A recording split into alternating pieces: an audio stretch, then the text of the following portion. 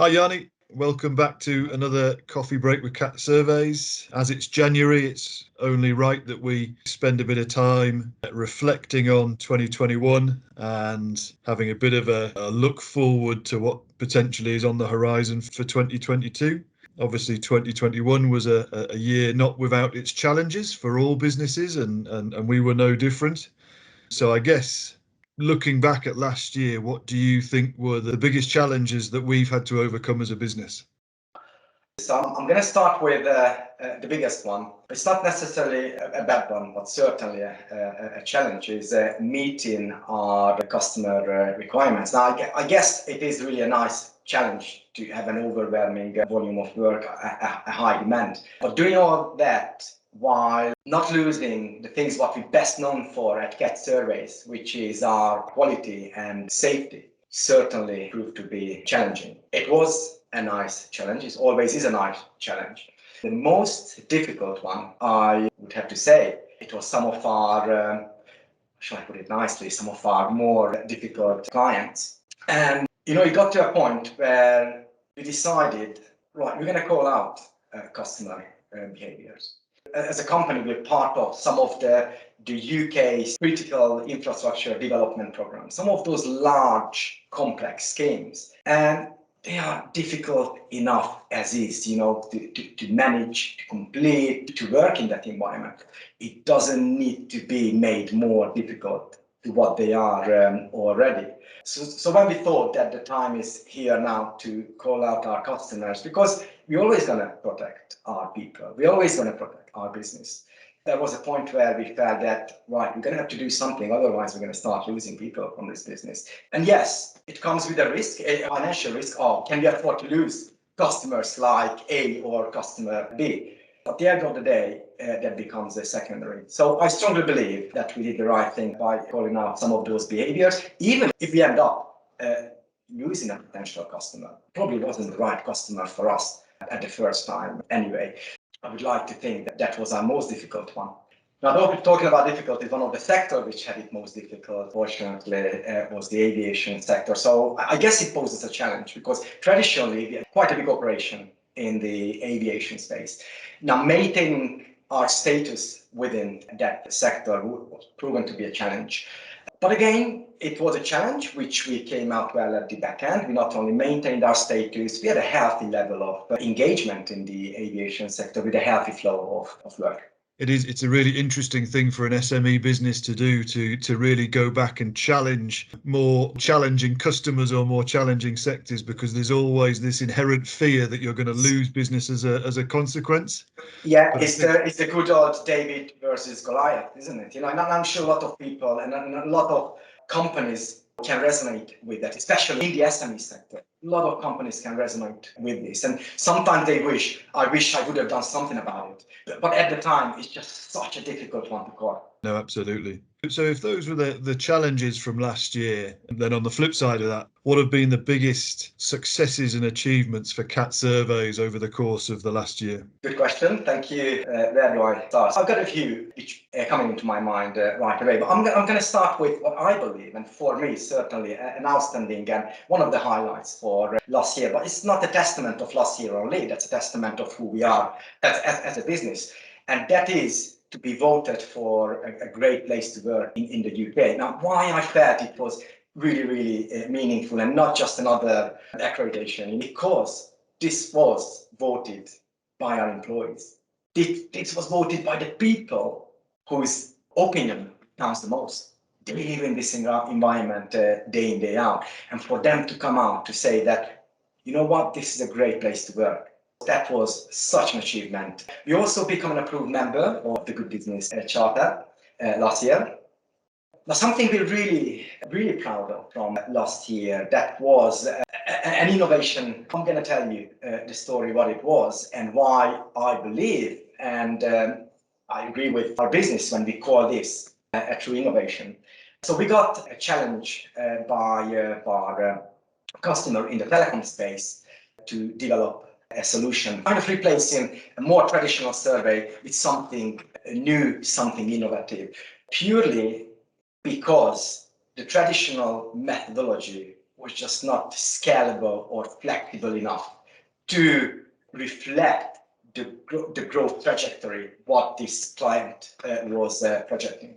So in a matter of 8 weeks, we got from an idea, from a concept, to an operational model, which we then successfully tested with the client to the degree that it's now become BAU. So that's now the approved methodology. Now this is something what we call digital network survey methodology. So that's our DNS methodology, which is now trademarked. That's fresh off the press. So we managed to trademark this new innovation. To date, DNS enabled over 200,000 properties being connected into the fiber network. So, you know, when we talk innovation, a lot of people have got different ideas about innovation.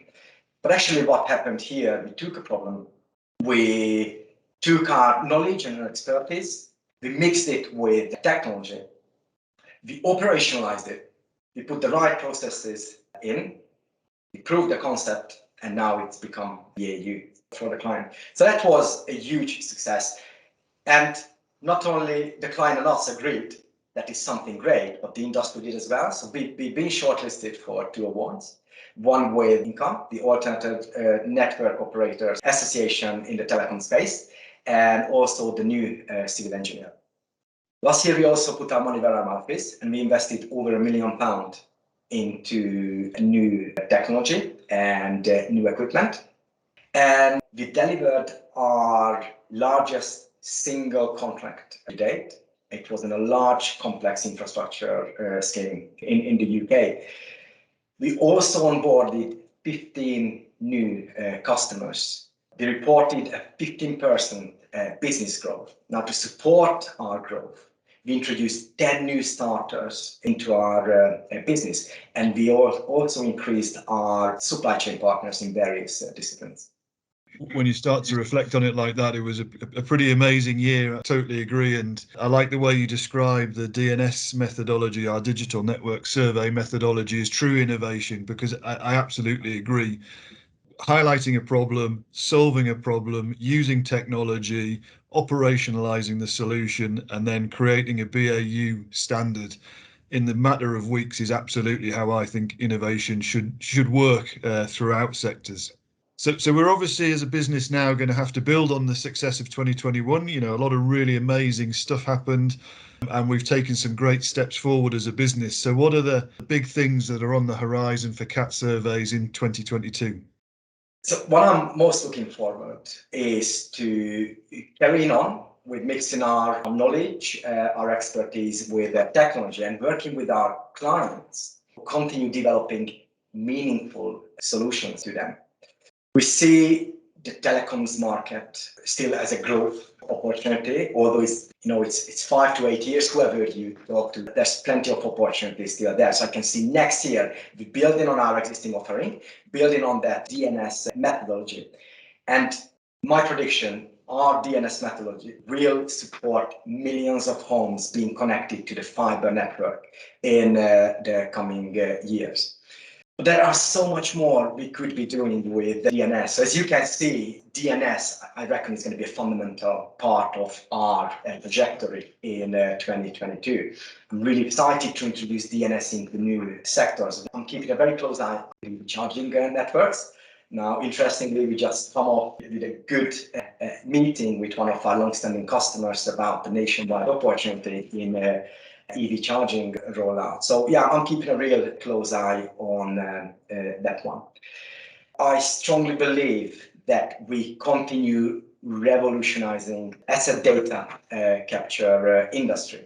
Now, we could not be doing that without our expert workforce. I'm really committed that we're going to be carrying on our investment into our people. So we're about to launch our second cohort in their respective trainings. So we're providing leadership trainings, management trainings, and technical trainings for our people. In our Q1, we already starting our second cohort after a successful takeoff of our first cohort in the back end of last year.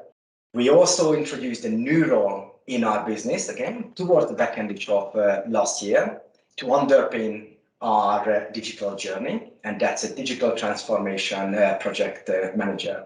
So partially because of that and our ongoing discussions with some of our larger customers, I can see us taking a huge leap in our digital journey in 2022.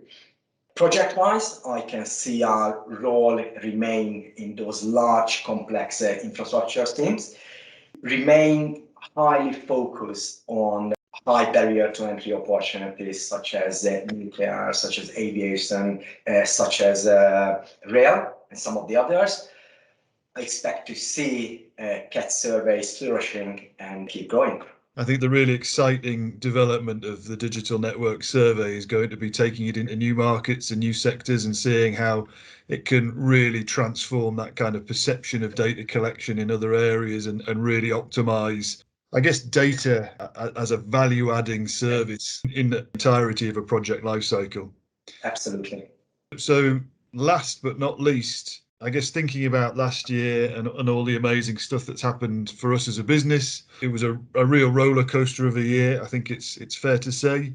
But what personally are you most proud of from 2021?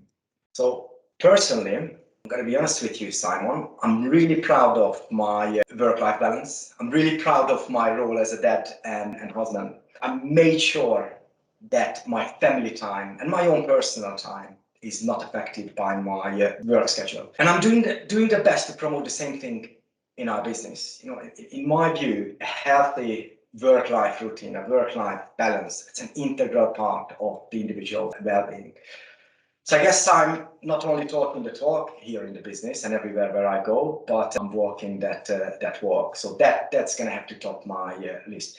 I also had the privilege of taking part in the development of the secure data management for utility surveys best practice guidance, which was published by the Chartered Institution of Civil Engineering Surveyors the back end of last year, and also having the privilege of being part of the revision process of the latest PES 128 utilities, their standard, which I'd like to say will be out soon. I'd like to say it will be out in February. Fingers crossed, it's going to be out in February.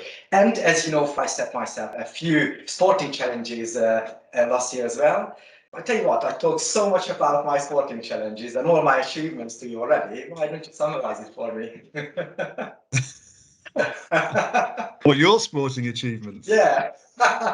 Oh, let's see. So there was a half Ironman PB. I seem to remember somewhere in there. Very good. I think there was a marathon PB at London. Yeah. Maybe you might now be going for a veteran spot at the Olympics, something like that. Please don't forget the sub 10 hour relay Ironman. And the sub 10 hour relay. How could I forget that one? Fantastic 2021. But yeah, jokes aside, a good 2021. Thank you. Thanks very much, Yanni. Appreciate it. Thank you, Simon.